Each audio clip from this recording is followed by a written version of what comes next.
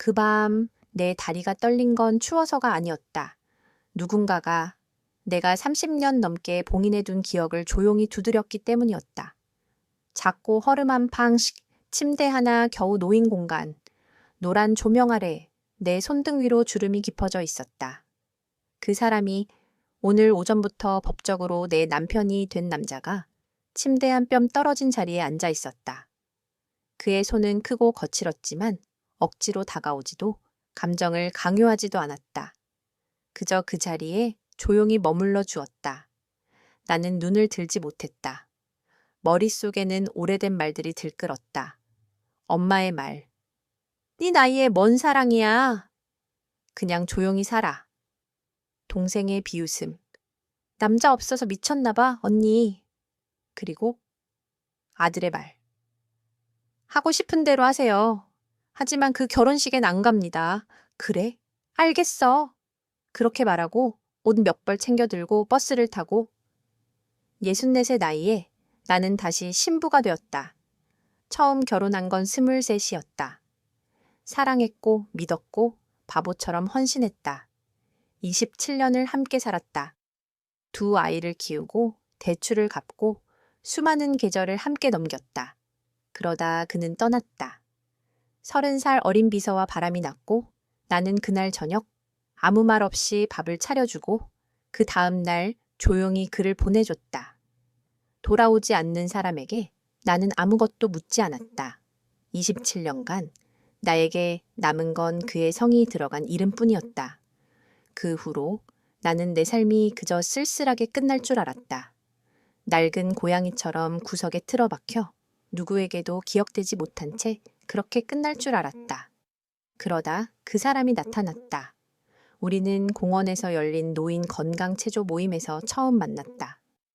그는 말수가 적었지만 더운 날이면 항상 물티슈를 챙겨와 나눠주었고 내가 한 번 넘어졌을 때 소리치지 않고 조용히 나를 일으켜준 사람도 그였다. 그날 아주 조금 내 마음이 따뜻해졌다. 화장실에서 혼자 울 정도로. 이후로 우리는 종종 점심을 함께 했다. 길지 않은 대화, 가벼운 농담. 나는 아이들 이야기, 손목 골절, 절에서 신발 도둑 맞은 이야기를 했고 그는 참 별일 많으셨네. 라며 고개를 끄덕였다. 다른 사람들과는 달랐다. 나를 그저 할머니나 심심한 노인으로 보지 않았다. 그가 청혼했을 때 나는 한참을 말없이 앉아 있었다. 감동 때문이 아니었다. 겁이 났다. 이미 한 번 사랑에 배신당한 내가 이 나이에 또다시 누군가를 믿을 수 있을까? 그냥 혼자 있는 게 낫지 않을까? 하지만 그는 조급해하지 않았다. 그저 자신의 손으로 짠 연보라색 털실 팔찌를 내 손에 쥐어주었다. 그 팔찌를 나는 석 달간 매일 차고 다녔다. 그리고 어느 날 조용히 고개를 끄덕였다. 네, 결혼식에는 12명이 참석했다. 음악도 없었고 케이크도 드레스도 없었다. 아들은 오지 않았다. 딸은 전화를 걸어 말했다. 엄마를 사랑하지만 엄마 마음을 이해하진 못해. 미안해. 나는 고개를 끄덕였다. 원망하지도 붙잡지도 않았다.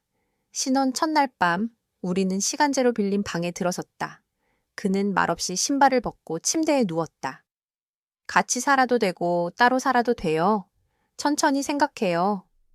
그의 말은 참 이상하게도 믿음직했다. 나는 침대 끝에 앉아 등을 돌리고 누웠다. 그 사람의 온기가 등 뒤로 조용히 전해졌다. 아무 말 없이 아무 행동 없이 그저 함께 숨 쉬고 있었다. 그리고 나는 울었다. 슬퍼서가 아니라 후회해서도 아니다. 오랜만에 정말 오랜만에 내가 있는 그대로 받아들여졌다는 걸 느꼈기 때문이다. 그날 밤 나는 처음으로 깨달았다. 사랑이 꼭 젊을 때만 가능한 게 아니라는 걸, 나이 들어서도 다시 시작할 수 있다는 걸. 그리고 그렇게 조용히 잠든 그 순간 나는 내 인생에서 가장 평온한 꿈을 꾸었다. 그가 만든 아침 눈을 떴을 때 커튼 사이로 햇빛이 조용히 스며들고 있었다. 방 안은 고요했고 벽식의 초침 소리만이 규칙적으로 울렸다. 잠결에 부엌 쪽에서 무언가 지글거리는 소리가 들렸다. 나는 이불을 털고 일어나 조심스레 문을 열었다. 그는 앞치마를 두르고 있었다. 노란색 꽃무늬. 조금 우습게도 보였지만 이상하게도 마음이 놓였다. 일어났어요. 그가 고개를 돌려 나를 바라봤다. 배고플까봐 그냥 된장국 좀 끓였어요. 나는 아무 말도 하지 않았다. 그저 고개를 끄덕이고 식탁 앞에 앉았다. 그는 된장국에 두부와 애호박을 넣었다. 소금기 적당했고 고춧가루는 없었다. 짜면 안 좋다니까요. 고혈압 있는 사람은. 그가 웃으며 말했다. 나는 국을 한 숟갈 떴다. 그리고 또 한 숟갈. 눈물이 날 것 같았다. 지극히 평범한 그저 그런 맛. 하지만 그 안엔 무언가 있었다. 아무 조건도 없이 나를 위해 준비된 따뜻함. 맛없죠? 그가 조심스럽게 물었다. 나는 고개를 저었다. 아니요, 맛있어요. 목소리가 떨려 나왔다. 그 순간 나는 20년 전 어느 아침을 떠올렸다. 그날도 된장국이었다. 하지만 남편은 식탁에 앉지 않았고 아이들은 휴대폰을 보며 국을 흘렸다. 나는 아무 말 없이 그릇을 치우고 혼자 베란다에 앉아 울었다. 그 기억 위에 오늘의 이 아침이 겹쳐졌다. 고요하고 따뜻하고 아무도 나를 무시하지 않는 시간. 오늘은 뭐 하고 싶어요? 그가 물었다. 나는 한참을 생각하다 말했다. 산책 가고 싶어요. 꽃 있는 대로. 그는 미소 지었다. 좋아요. 동백꽃 피었을 때쯤이죠. 그렇게 우리는 조용히 방을 나섰다. 손은 잡지 않았다. 그저 나란히 걸었다. 길겐 이름 모를 꽃들이 피어 있었다. 동백도 민들레도 철쭉도 아니었다. 하지만 예뻤다. 내 인생의 세계절 같았다. 그는 말이 많지 않았다. 대신 걸음 속도가 나와 같았다. 내가 멈추면 멈췄고 내가 웃으면 조용히 웃었다. 그날 오후 나는 사진을 한 장 찍었다. 그와 내가 나란히 서 있는 그림자 사진. 내 휴대폰 앨범에 처음 생긴 둘이 함께라는 폴더. 밤이 되자 다시 작은 방으로 돌아왔다. 우리는 각자의 자리에서 텔레비전을 봤다. 재방송 드라마, 낡은 개그. 웃음은 많지 않았지만 적어도 어색하진 않았다. 잘 자요. 그가 불을 끄며 말했다. 나는 대답하지 않았다. 그저 잘 자요라는 말을 마음속에서 꾹꾹 눌러 꺼내본 게 참 오랜만이었기 때문이다. 그날 밤 나는 생각했다. 사랑은 거창한 게 아니라고. 누군가를 위해 국을 끓이고 걸음 속도를 맞추고 조용히 함께 숨 쉬는 것. 그게 어쩌면 내가 그토록 원하던 평온일지도 모르겠다고. 그 여자의 방 그날 아침 식당에서 그 여자를 처음 보았다.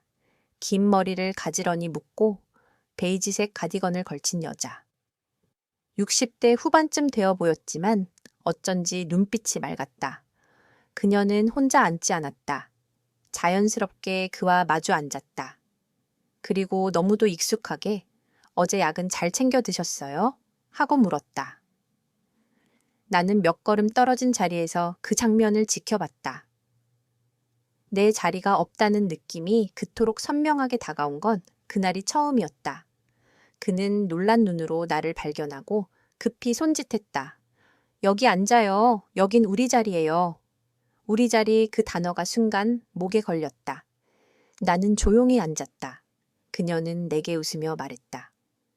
안녕하세요. 전 356호 박선희예요. 이분이랑은 요가 수업에서 자주 뵀어요. 나는 고개를 끄덕였다. 그렇군요. 그녀는 잘 웃었고 말을 조심스럽게 골랐다. 교양 있는 사람이라는 인상이 들었다.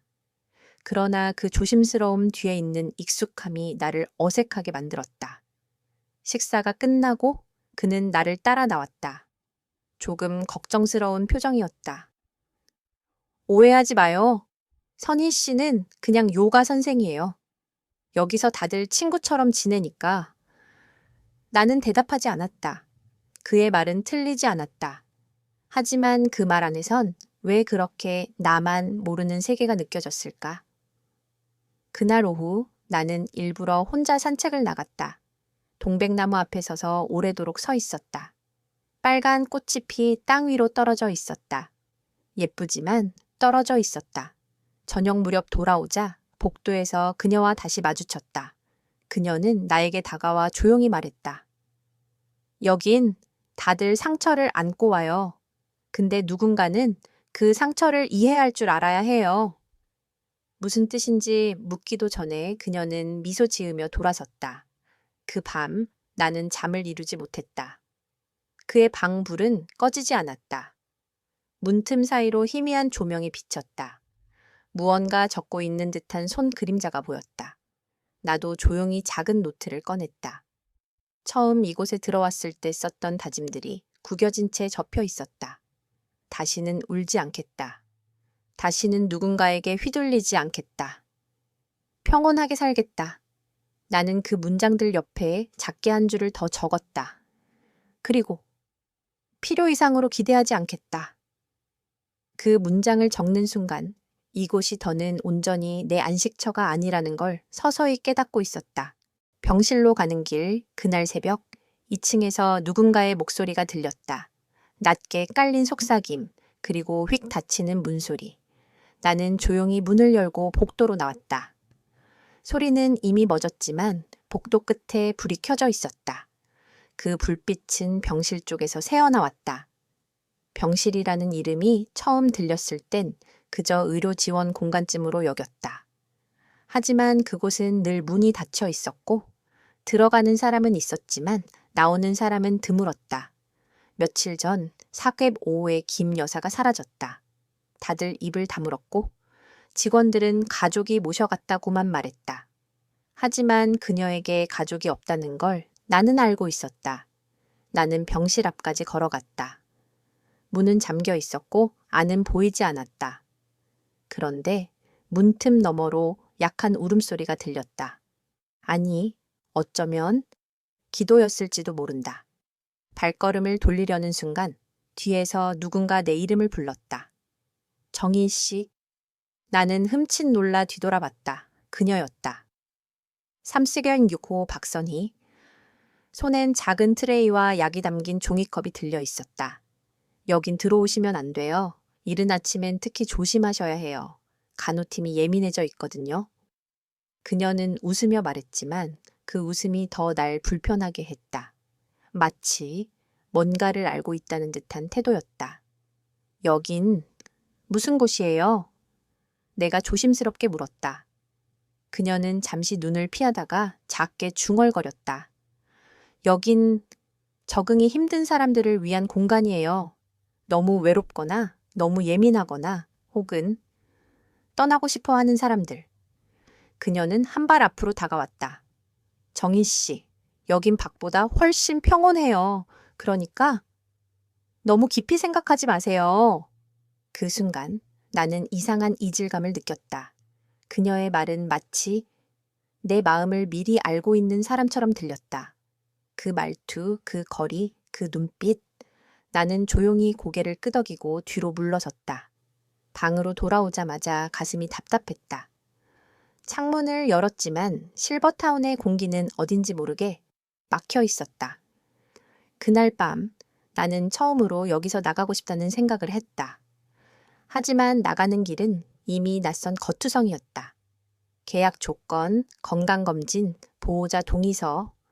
처음엔 몰랐던 조항들이 하나둘 눈앞에 나타났다.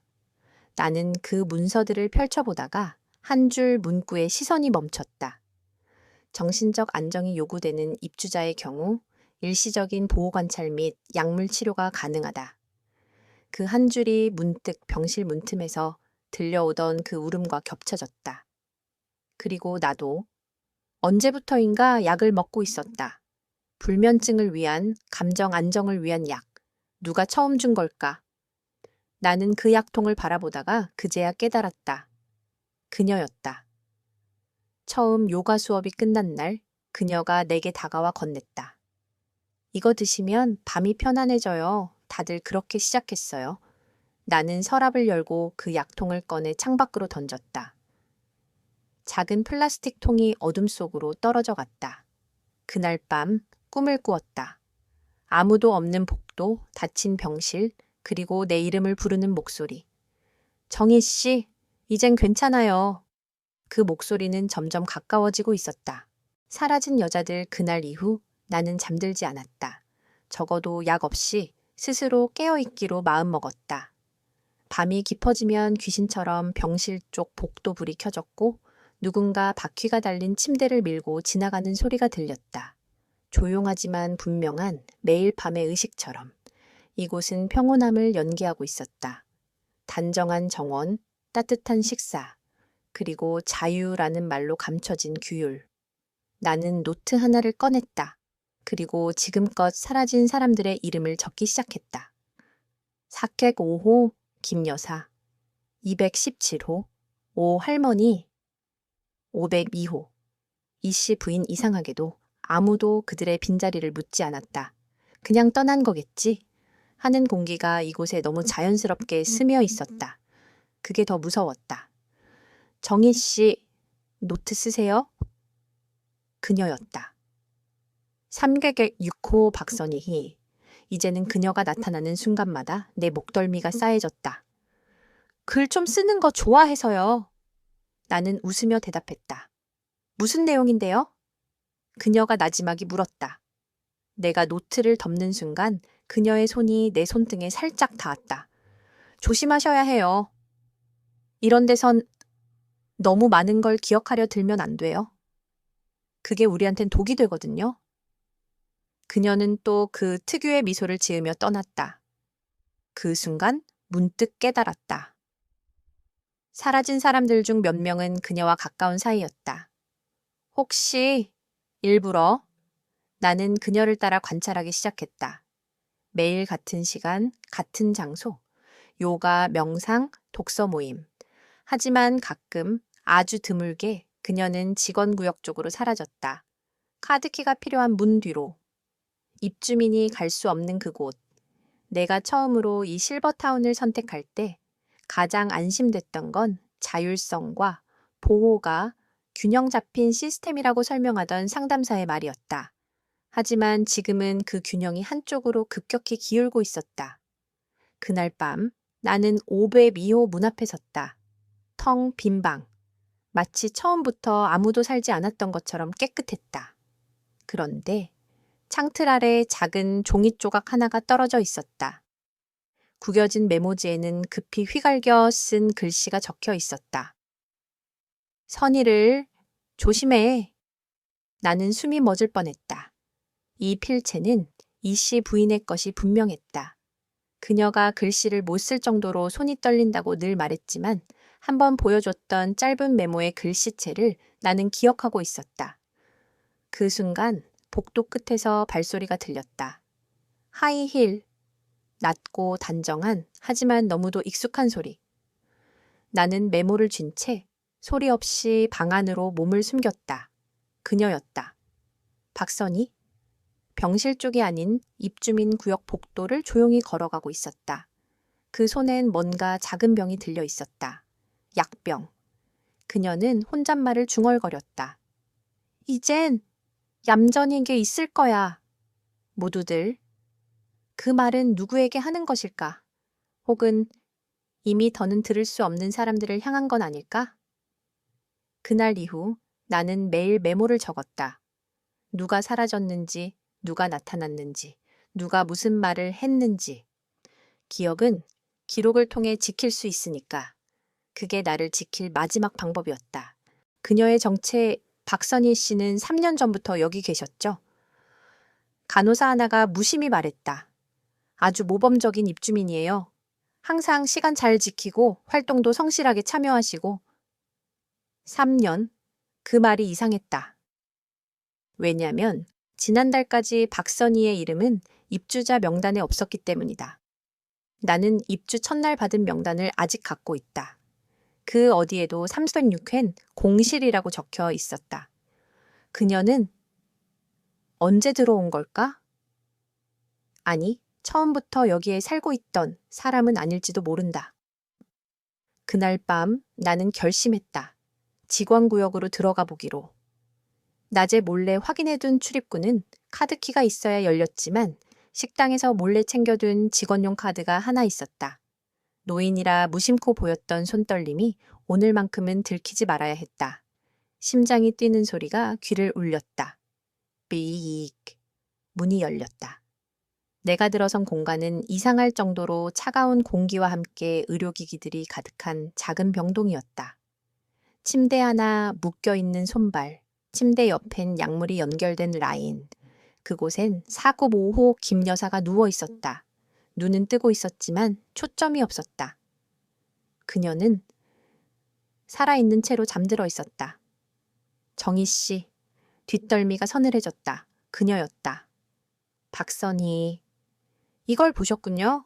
하지만 오해하지 마세요. 이건 치료예요. 기억을, 고통을 모두 지우는 치료. 그녀는 내 앞으로 걸어와 의연하게 섰다. 여긴 당신들이 생각하는 그런 곳이 아니에요.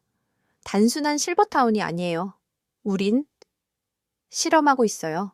삶을 고통 없이 유지하는 법을.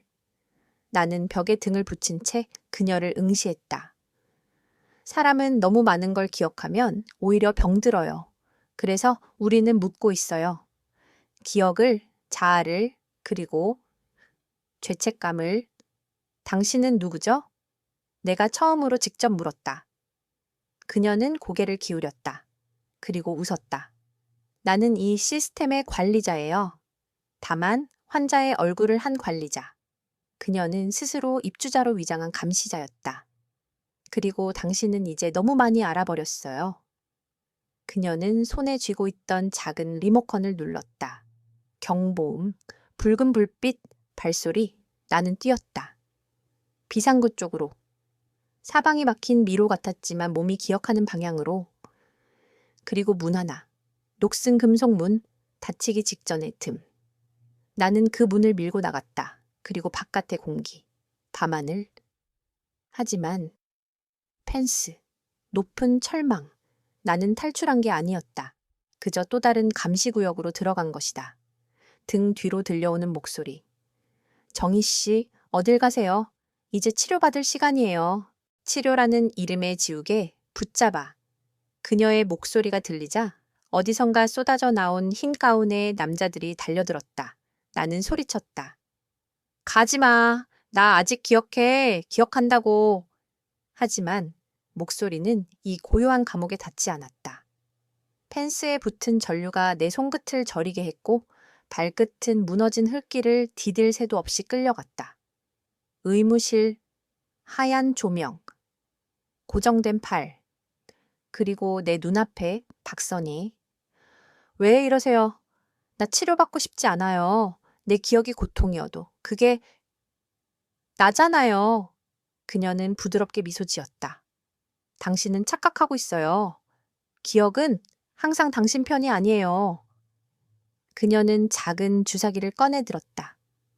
투명한 액체가 빛을 받아 반짝였다. 이건 고통을 지우는 약이에요. 당신이 겪은 상실, 죄책감, 그리고 당신 스스로를 잠들게 하죠. 나는 눈을 질끈 감았다. 하지만 속으로 외쳤다. 안 돼, 난 내 딸을 기억해야 해. 그 순간 어디선가 알람이 울렸다. 비상 상황입니다. 2구역 전산 오류 발생. 전원이 꺼지고 조명이 번쩍였다. 그 틈을 놓치지 않았다. 주사를 들고 있던 간호사의 손을 겨우 밀쳐냈다. 그리고 팔에 묶인 벨트를 온 힘을 다해 풀었다.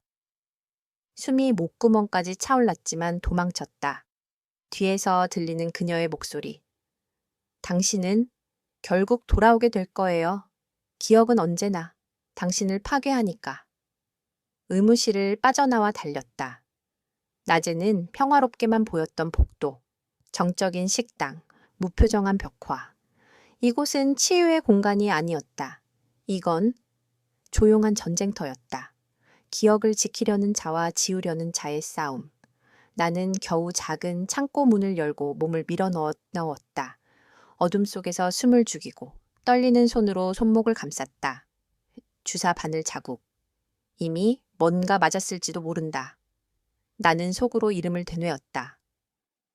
지은아, 엄마야, 기억하고 있어. 아직은 잊지 않았어. 눈물이 흘렀다. 아무런 소리도 내지 않은 채로. 하지만 마음속에는 분명히 다짐이 있었다. 끝까지 기억할 거야. 그게 나를 지키는 유일한 방법이니까. 지워진 사람들 창고 안은 축축했다. 시간이 얼마나 지났는지 모른다. 숨을 참고 귀를 기울였다. 발소리는 들리지 않았다. 그녀는 아직 나를 찾고 있을까? 문득 낮게 웅웅대는 소리와 함께 천장 너머에서 작은 방송이 흘러나왔다. 오늘의 명상 문구? 고통은 기억에서 오고 평온은 망각에서 온다. 이 실버타운은 정말 평온을 줄 작정이었다. 그것이 설령 죽은 듯한 평온이라도. 다음 날, 나는 더 이상 숨을 쉴 수 없어서 밖으로 나왔다. 마치 아무 일도 없었던 것처럼 마당에는 사람들이 산책을 하고 있었다. 꽃을 돌보고 얘기하고 웃었다. 하지만 그들의 눈빛은 공허했다. 그중 한 여인이 내 앞을 스쳐 지나갔다. 낯익은 얼굴. 내가 처음 왔을 때 그녀는 늘 손에 소설책을 들고 다녔다. 말도 조심스럽고 눈빛도 총명했다. 안녕하세요. 나는 조심스레 인사를 건넸다. 하지만 그녀는 고개를 갸우뚱했다. 죄송한데, 우리 만난 적 있나요? 그녀의 눈동자는 나를 향한 그 어떤 흔적도 없었다. 그녀는 더 이상 그녀가 아니었다. 내가 그녀의 팔을 붙잡자 소스라치게 놀라며 손을 뿌리쳤다. 그리고 그 말, 아무것도 생각나지 않아서 정말 편해요. 당신도 곧 그렇게 될 거예요. 그녀의 입겐 미소가 있었지만 그건 살아있는 사람의 미소가 아니었다. 돌아서는 길에 노인 한 분이 벤치에 앉아 종이를 접고 있었다. 그의 손은 떨렸지만 종이약은 정교했다. 그는 조용히 속삭였다. 네가 기억하는 사람들 중 반 이상은 더 이상 너를 기억하지 못해. 나는 놀라서 그를 바라봤다. 그의 얼굴엔 오랜 시간 싸워온 흔적이 담겨 있었다. 어르신, 당신은 그는 고개를 들지 않았다. 다만 마지막 종이학을 접으며 말했다. 넌 아직 안 지워졌구나. 하지만 오래 못 버텨. 기억은 여기선 병이니까. 그날 밤 나는 처음으로 두려움이 아닌 분노를 느꼈다. 기억은 나를 괴롭혔지만 적어도 나를 나답게 만들었다. 내가 있는 순간 그들은 나를 지울 것이다. 나는 다짐했다. 지워진 사람들 속에서 지우지 않은 내가 되겠다. 남겨진 방 그날 밤 잠든 척했다. 약을 삼키는 척하고 이불 속에서 숨을 죽였다. 시간이 지나자 복된 인기척이 사라졌고 조심스레 문을 열었다. 차가운 공기, 바람 소리, 그리고 어둠. 나는 발소리를 죽이며 그녀, 간병인 지연이 자주 드나들던 복도로 향했다. 그 끝, 평소엔 자물쇠가 걸려있던 문이 오늘은 열려 있었다. 방 안은 무척 조용했다. 누군가의 방이었다. 아니, 많은 누군가의 방이었다. 벽에는 지워지지 않은 낙서가 있었다. 도와줘. 나는 아직 기억해. 이곳은 감옥이야. 옷장이 열려 있었고 수첩 하나가 바닥에 떨어져 있었다. 나는 조심스럽게 들춰봤다. 4월 5일. 오늘도 약을 거부했다. 지연은 화가 났다. 그녀는 웃으며 말한다. 잊으면 편해요. 왜 그걸 못 믿으세요? 4월 10일. 박노인은 사라졌다. 아무도 묻지 않았다. 이곳에선 질문이 죄다. 4월 12일. 내 이름이 기억나지 않는다. 이것이 마지막 기록이다. 손이 떨렸다. 그날 내 머릿속에도 떠오르지 않는 기억 하나가 아주 겨우 스쳐 지나갔다. 나도 이곳에 오기 전에 누군가와 싸웠다. 울었다. 떠나기 싫다고 했던 목소리. 그건 내 딸의 목소리였다. 엄마, 이제 그만해. 여긴 편안한 곳이야. 엄마처럼 아픈 사람한텐 필요한 곳이야. 나는 그때 뭐라고 했을까? 서랍 안엔 열쇠가 있었다. 그 열쇠에는 낡은 태그가 달려 있었다. 기록실, 기록실. 이곳의 과거가 지워진 사람들의 진실이 있는 곳, 숨이 가빠왔다. 하지만 멈출 수 없었다. 이제 나는 돌아가지 않을 것이다. 진실이 어떤 모양이든 기억하는 사람이 되기로 했으니까. 그 순간 문이 덜컥 닫혔다. 누군가 복도에 서 있었다. 하얀 복장의 지연. 그녀는 문 앞에서 나직이 웃으며 말했다. 아무것도 아닌 방에 들어갔네요. 근데 괜찮을 듯이겠어요. 그 웃음 뒤에 차가운 경고가 숨어 있었다. 나는 수첩을 꼭 쥐었다. 그리고 그녀를 똑바로 바라봤다. 이 방에서 당신들 진짜 얼굴을 봤어요. 지연은 고개를 갸웃하더니 작게 웃었다. 그럼 어쩌죠? 이제 그 기억 지워야겠네요. 기억에 문지연이 남긴 마지막 말. 그 기억 지워야겠네요. 그 말은 위협이 아니었다. 경고였다. 그날 이후 내 방엔 약의 양이 2배로 늘어났다. 차 한 잔에도 죽 한 숟갈에도 낯선 쓴맛이 스며들었다. 나는 매일 기억을 잃어갔다. 하지만 수첩을 꼭 쥐고 자는 습관만은 버리지 않았다. 기회는 새벽이었다. 지연의 교대 시간, 누군가 복도에서 다툼을 벌이고 있을 때였다. 나는 그 틈을 타 기록실로 향했다. 숨겨진 열쇠, 구화에서 찾은 그 열쇠로 문을 열었다. 기록실은 어두웠다. 먼지 냄새, 철제 서랍의 삐걱거리는 소리. 이곳엔 우리의 과거가 있었다. 주민 한 사람 한 사람의 프로필, 처음 입주했을 때의 영상, 가족과의 인터뷰, 심지어 상담 기록까지. 나는 내 이름을 찾았다. 김미영, 68세, 전직 간호사, 기억력 혼란 증세, 자발적 입소를 가족이 유도, 그리고 그 옆에는 충격적인 기록이 있었다. 주의, 해당 입주민은 초반 약물 반응에 예민함, 약물 조정 실패 시 불안감 급증, 기억 안정화 위에 특별 관리 필요. 나는 속삭였다. 기억 안정화. 이건 조종이었어. 그 순간 누군가 기록실 문을 열었다. 지연이었다. 하지만 이번엔 그녀 혼자 아니었다. 뒤에는 원장도 있었다. 차가운 눈빛의 중년 여인. 그녀는 짧게 말했다. 기억은 축복이기도 하고 짐이기도 해요. 당신은 너무 많은 걸 봤어요. 나는 마지막으로 묻는다. 여긴 치료하는 곳이 아니었군요. 원장은 미소 지었다. 당신은 행복하다고 말했잖아요. 잊고 사는 게 낫다고. 나는 잠시 눈을 감았다. 그리고 수첩을 원장 앞에 던졌다. 이건 내 기억이야. 그리고 내 증거야. 그 순간 밖에서 누군가 문을 두드렸다. 김미영 씨, 여기 계세요? 그건 내 딸의 목소리였다. 그녀가 들어왔다. 그녀는 나를 보고 놀란 눈으로 다가왔다. 엄마, 어떡해? 나는 딸의 손을 꼭 잡았다.